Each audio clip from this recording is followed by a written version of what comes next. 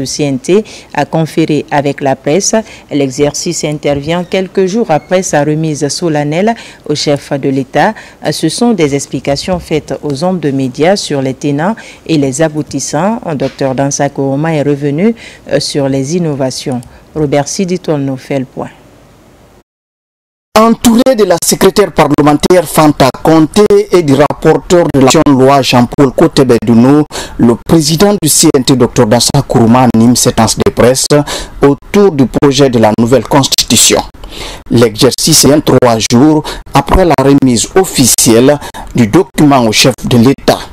Or, le maître d'œuvre de cette loi fondamentale a mis cette conférence à profit pour éclairer la lanterne de l'opinion nationale et internationale sur les tenants et aboutissants de ces tests. Notre approche n'est pas parfaite, parce qu'aucune œuvre humaine n'est parfaite.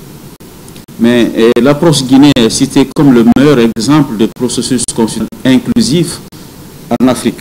Nous saluons l'attitude républicaine du État, qui n'a pas voulu, qui n'a pas accepté de s'ingérer dans le processus d'élaboration de la Constitution. Pour la petite histoire, ça mérite d'être compris par nos amis de la presse. Le CNT Guinée, parmi tous les CNT et tous les pays en transition, c'est l'organe législatif qui a eu la latitude d'écrire un projet et de le soumettre au référendum. Poursuivant son intervention, Dr Dansa Kourouma est longuement revenu sur les grandes lignes et innovations apportées dans ces tests fondateurs qui va très prochainement régir la vie de la Guinée. Pourquoi un mandat de 7 ans? La question elle est importante. Quand nous avons écouté la population la première fois, en février-mars 2022, la tendance était pour un mandat de 7 ans. C'était la tendance majoritaire. Mais quand nous avons débattu en plénière, les conseils nationaux étaient divisés sur le sujet. Nous avons marqué 5 ans et nous sommes passés à la vulgarisation. Mais partout où nous sommes passés à l'intérieur du pays, les Guinéens sont à la recherche de stabilité.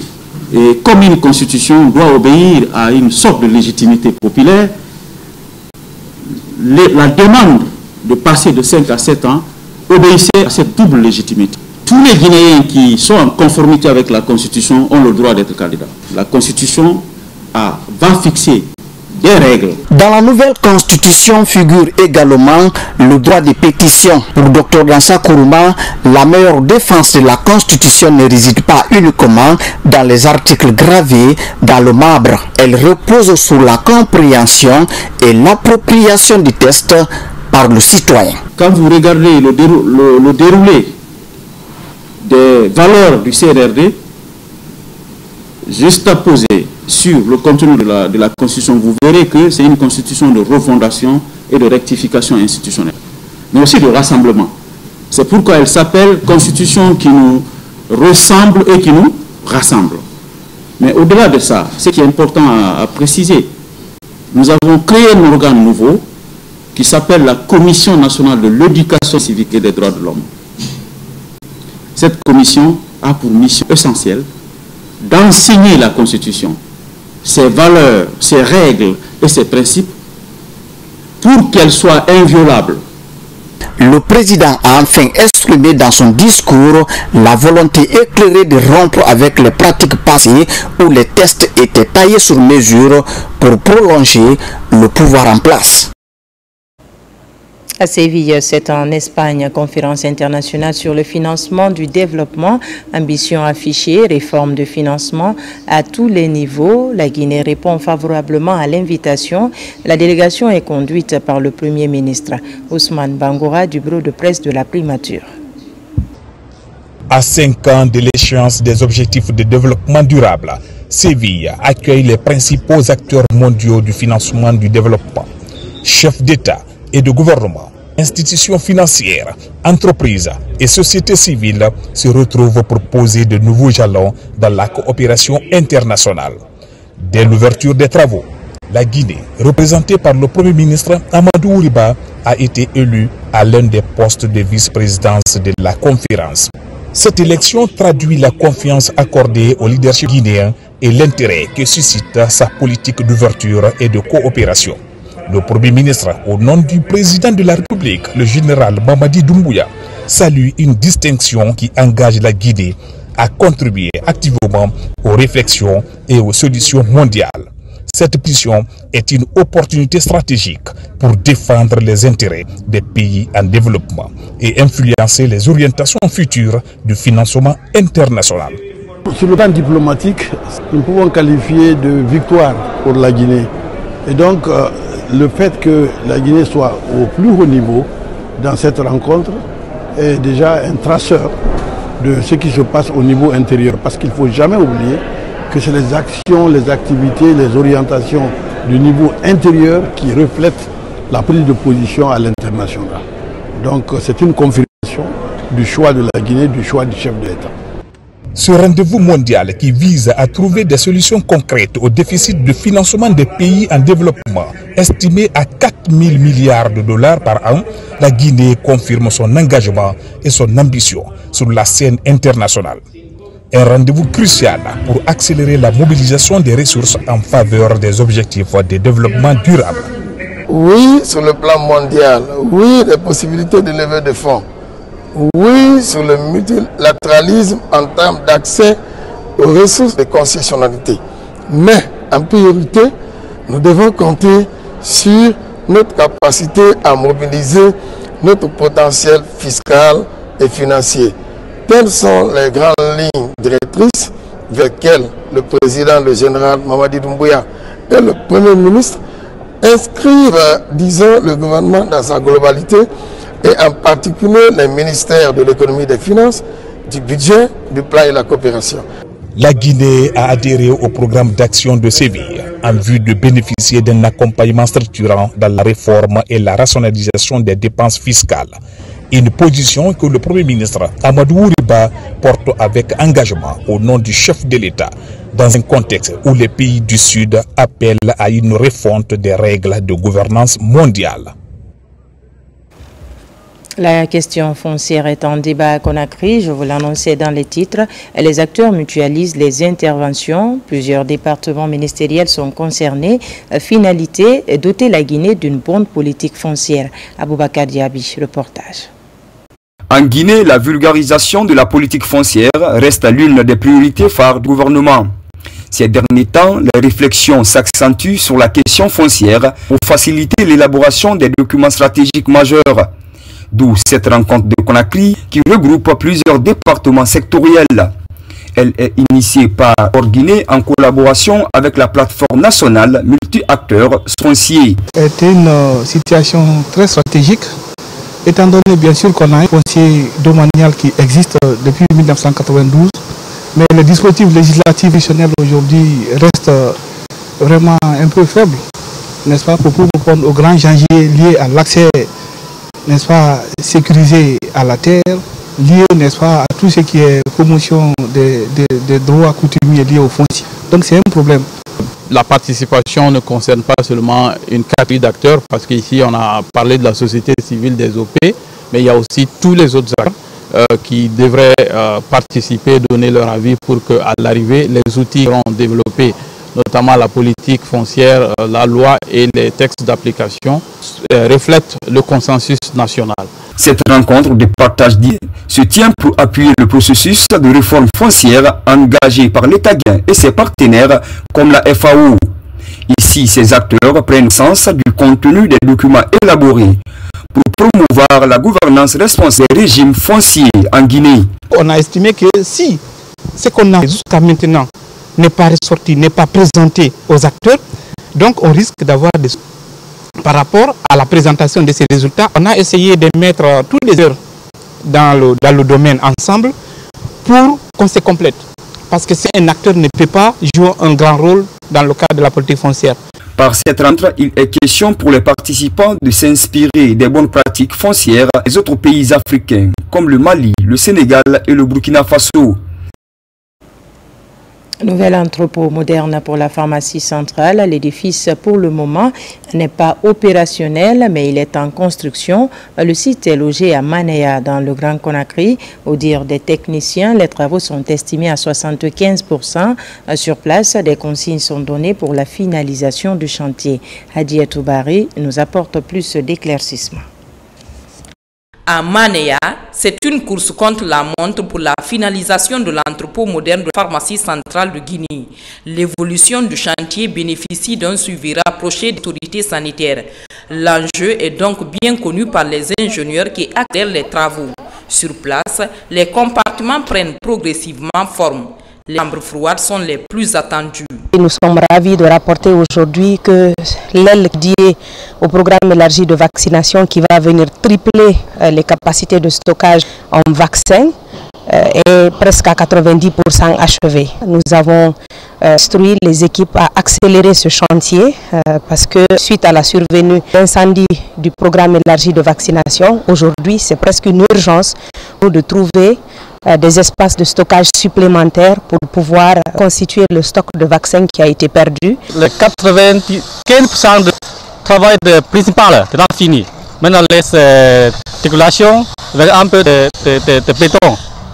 Ça c'est un mois, juillet 30, nous finissons tout. La réunion du comité de pilotage avec l'entreprise chinoise en charge de la construction donne l'occasion d'évoquer les principaux problèmes et le paiement de la contrepartie de l'État est en tête de liste. Ce projet est un cofinancement et dont les partenaires ont déjà complètement de leur financement et l'État également est en train de tout mettre en œuvre pour boucler son financement. C'est un modèle très moderne qui est conçu, qu'on appelle les magasins préfabriqués, avec tous les nécessaires qu'il faut en cas d'incendie, les éléments qui luttent contre l'incendie, la gestion de la température et comme vous le savez, tous les produits de santé, quelle que soit la nature, peuvent s'adapter à ces infrastructures. Un nouveau délai de finalisation des travaux de construction de l'infrastructure sanitaire est fixé au 31 juillet. Tous les regards sont tournés vers le respect des engagements pris par toutes les parties prenantes. Et puis ce voyage d'études auprès de plusieurs institutions des forces armées sénégalaises, la mission est composée d'officiers guinéens et ceux de 8 pays étrangers, l'objectif étant de renforcer la coopération militaire. De retour de Dakar, adjudant-chef Oumar Kamara de la presse militaire. La 4e promotion de l'école d'état-major guinéen a récemment effectué une visite institutionnelle auprès des forces armées sénégalaises. Conduite par le colonel Blaise Konaté, cette mission s'inscrit dans une dynamique de coopération militaire entre la Guinée et le Sénégal. Elle vise à offrir aux officiers stagiaires issus de plusieurs nationalités un aperçu global de dispositifs de défense et de sécurité de ce pays frère. Nos autorités militaires qui ont bien voulu mettre tous les moyens, leur tête, le ministre de la Défense nationale, passant par le chef d'état-major général des armées, pour que l'école d'état-major Guinée puisse faire ce voyage en toute sérénité et en toute sécurité. Forte de 29 officiers stagiaires et de 7 membres de l'encadrement, la délégation guinéenne s'est successivement rendue à l'état-major général des armées, aux états-majors des forces aériennes, terrestres et maritimes, à la gendarmerie nationale, à la brigade spéciale des sapeurs-pompiers, ainsi qu'à l'Institut supérieur de défense du Sénégal. La délégation a eu à des présentations détaillées sur les missions, l'organisation, les capacités opérationnelles des différentes composantes des forces armées sénégalaises. Déjà des gens toujours intéressants dans la mesure où il faut toujours tirer le positif de toutes les institutions et essayer maintenant de donner une approche commune, une réponse africaine à nos défis et à nos problèmes africains. Nous avons retenu au cours de cette visite plein d'enseignements, sa capacité à contribuer de façon très majeure à la sécurité non seulement nationale mais internationale. En marge de ces visites, les officiers stagiaires de l'école d'état-major Guinée ont également visité le monument de la Renaissance africaine, l'île de Goury et l'ambassade de Guinée à Dakar. Un dîner a été offert par l'état-major général des armées sénégalaises. Nous exprimons notre profonde gratitude aux forces armées guinéennes pour cette confiance relais et espérons qu'au terme de cette semaine de visite, vous avez une visibilité sur l'organisation et le fonctionnement de nos forces armées. Nous adressons nos charges de félicitations aux autorités sénégalaises à tous les niveaux, que ce soit l'état-major général, que ce soit le commandement civil, le ministère de la Défense, pour leur contribution pour la réussite de cette mission. La visite s'est achevée dans une atmosphère chaleureuse et fraternelle, ponctuée par une prestation artistique du bataillon de musique Forces armées sénégalaises, suivie d'un échange symbolique de cadeaux, témoignage fort de l'amitié et de la coopération entre les deux pays. Britannique des militaires, encouragement des apprenants. Des prix sont remis aux meilleurs élèves qui se sont distingués au cours de l'année. Des encadreurs également reçoivent des récompenses. C'est le chef d'état-major général des armées qui préside la cérémonie. Caporal Mabinti Keita de la presse militaire. Après 9 mois de cours scolaires, les enfants de troupes de l'école préparatoire technique Guinée, appelée Britannique militaire, s'apprêtent pour les grandes vacances. C'est dans cette dynamique que la direction de cet établissement et la hiérarchie militaire récompensent les meilleurs élèves et encadreurs qui se sont distingués durant l'année écoulée. Une initiative qui vise à encourager l'excellence au sein des forces armées guinéennes, comme le prône le président de la République, chef de l'État, chef suprême des armées, le général Mamadi Doumbouya. De sa création à aujourd'hui, le Britannique militaire de Guinée compte 132 élèves, dont 42 filles, vues de différents horizons. Il faut noter que cette année, pour la toute première fois, nous avions eu le privilège de recevoir 10 élèves de pays frères. Aux autorités de ces pays, nous leur disons merci pour la confiance placée en nous. Les enfants de troupes que voici sont à présent bien conscients de que l'instruction et l'éducation peuvent apporter à l'édification sur la solide de notre nation. J'ai remarqué que la priorité est donnée aux pays africains dans les formations en Guinée. Ça, c'est toutes les formations. Donc ça nous réjouit beaucoup et ça nous fait plaisir. Heureux de recevoir ces prix, les récipiendaires s'engagent davantage à redoubler d'efforts pour maintenir le même élan pour les prochaines années. Pour avoir ces défis, je me suis engagé dès le début de l'année. Je me suis basé sur l'éducation civique tout en respectant les ordres qu'on me donnait. J'ai reçu 3 prix, notamment le prix de biologie du major 9e et le prix d'excellence. Je dis aux autres filles de se fixer des objectifs et de tout faire pour les réaliser. Président cette cérémonie, le chef d'état-major général adjoint des armées a salué la présence des enfants des pays amis avant de les inviter à s'y mettre pour hisser haut cette école d'élite. Aujourd'hui, nous rendons hommage à celles et ceux qui, par leur activité, leur discipline et leurs résultats, ont su se distinguer. Ces récompenses sont non seulement des marques de reconnaissance, mais aussi un message d'encouragement pour notre jeune élite vers le chemin de la persévérance et du mérite. Je profite de l'occasion pour remercier les pays frères pour la confiance placée en nous pour la formation de leurs enfants. Depuis sa création en 2022, le Britannique militaire de Guinée reçoit des enfants des pays de la sous-région. Ces enfants, avec une intelligence fraîche, ont présenté des projets innovants aux autorités militaires et civiles, ce qui a impressionné le public présent à cette cérémonie. Dans l'actualité encore à l'Abbé comme dans les autres régions du pays, les opérations d'enrôlement et de délivrance des passeports biométriques ont été lancées. L'initiative du président de la République vise à rapprocher les services publics des populations. Elle est hautement saluée par les citoyens de l'intérieur du pays. Compte rendu, Alpha Isiagaba, Souleymane Kondé. C'est un vieux rêve qui se concrétise dans la capitale du Fouta. À l'Abbé, les opérations d'enrôlement et de délivrance des passeports biométriques ont été lancées par le ministre Bachir Diallo. À la direction régionale de la police, les kits sont déjà sur place et les opérations ont commencé. Ce événement marque une étape décisive dans notre démarche visant à renforcer l'accès aux services administratifs, à simplifier les démarches aux citoyens et à moderniser notre système de gestion des documents officiels.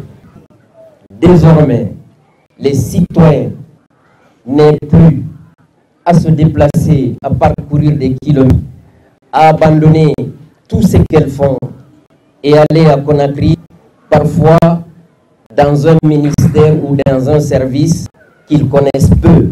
Voilà la raison de ramener au plus près des citoyens l'acquisition des passeports biométriques. C'est une composante essentielle de la vision du président, le général Mamadi Doumbouya, de satisfaire tous les besoins, tous les services publics dont nos citoyens ont besoin. Dans un contexte de relation, le rapprochement des services publics des populations est une priorité. Cette politique de modernisation de l'administration publique vient y alléger les difficultés des populations dans l'obtention des documents officiels. Aujourd'hui, on ne peut que remercier le général Mamadi Doumbouya parce que ça confirme encore l'engagement du pouvoir central à amener l'administration près des administrés. Les opérations d'enrôlement et de délivrance des passeports biométriques sont bien en cours dans les autres régions administratives du pays. Pour la région B, ce sont les préfectures de Mali, Koubia, Tougué, Léloma qui sont directement concernés. À présent, l'abus et le trafic de drogue, la lutte s'intensifie. Une journée entière est instaurée par les Nations Unies depuis 1987. En Guinée, la riposte se fait sur forme de sensibilisation. Les jeunes sont la principale cible. Alkali Kamara, Mohamed Chérif Kamara. Le 26 juin marque la journée internationale de la lutte contre l'abus et le trafic de drogue. Adoptée en 1987 par l'Assemblée générale des Nations Unies, en Guinée, c'est à travers une visioconférence que l'Institut itinérant de formation et de prévention intégré contre la drogue et autres conduites additives initie cette rencontre d'information et de sensibilisation. Cette journée porte ouverte s'inscrit dans le cadre pour commémorer la journée internationale contre la drogue. Votre mobilisation autour de cet événement prouve à suffisance votre engagement indéfectible à contribuer à la lutte contre la consommation des substances psychoactives dans notre pays. Plusieurs personnalités ont part à la rencontre, notamment le secrétaire général des services spéciaux de la présidence de la République, le représentant du haut commandement de la gendarmerie nationale, ainsi que le représentant de l'ONG Génération Sans Tabac en Guinée. En choisissant cette comme thème, briser la chaîne, prévention, traitement et rétablissement pour tous. La Guinée reste encore de nos jours confrontée à la consommation abusive, au trafic illicite des drogues et de la criminalité transnationale organisée. La Guinée étant un pays qui a ratifié les conventions internationales de la lutte contre la drogue et autres ONG demandent au gouvernement d'appliquer et de faire appliquer les termes de cette convention. L'Institut itinérant, membre du ministère de l'Enseignement supérieur, de la recherche scientifique et de l'innovation, est une institution qui a pour but la formation, la prévention et la lutte contre la drogue. Enquête agricole. Les agents impliqués se perfectionnent. Il s'agit de consolider les compétences professionnelles sur la collecte des données agricoles. 6 jours de remise à niveau afin de maîtriser les nouveaux outils favorables aux statistiques agricoles. Marwan Kamara, reportage. Ce renforcement des capacités est initié à l'intention de 230 agents impliqués dans l'enquête agricole annuelle pour la campagne 2025-2026. Une étape cruciale pour assurer la fiabilité et la pertinence des informations collectées sur le terrain. Elle couvrira divers aspects allant de la compréhension des objectifs de l'enquête à la maîtrise des outils de collecte et la communication avec des producteurs agricoles. On a essayé de recruter 230 agents pour plus de 15 000 ménages qui vont travailler pour à la Guinée la production réelle du pays. Ce projet d'harmonisation et d'amélioration des données est mis en œuvre par l'Agence nationale des statistiques agricoles et alimentaires, ANASA. Durant 6 jours, il va permettre d'outiller les agents enquêteurs et superviseurs pour le bon déroulement du processus de collecte des données sur le terrain. Il est nécessaire d'apprendre les agents sur la méthodologie. Il ne faut pas oublier que la statistique, il faut toujours passer par des méthodes scientifiques. La pose des carrés de rendement et l'application est utilisée pour tous ces faits. Former ces jeunes qui sont dévoués à être sur le terrain et remonter des informations sur des failles et des avantages de l'agriculture, non seulement dans toute la République, mais en particulier dans la région administrative de Kindia.